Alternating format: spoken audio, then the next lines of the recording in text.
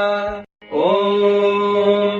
नमस्ते अस्तु भगवन् विश्वेश्वराय महादेवाय त्र्यम्बकाय त्रिपुरान्तकाय त्रिकालाग्निकालाय कालाग्निरुद्राय नीलकण्ठाय मृत्युञ्जयाय सर्वेश्वराय सदाशिवाय श्रीमन्महादेवाय नमः।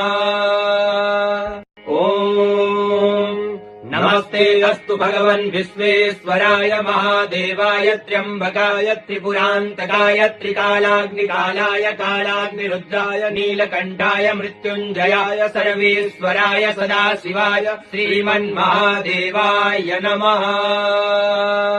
ॐ नमस्ते अस्तु भगवन् विश्वेश्वराय महादेवाय त्र्यम्बकाय त्रिपुरान्तकाय त्रिकालाग्निकालाय कालाग्निरुद्राय नीलकण्ठाय मृत्युञ्जयाय सर्वेश्वराय सदाशिवाय श्रीमन्महादेवाय नमः।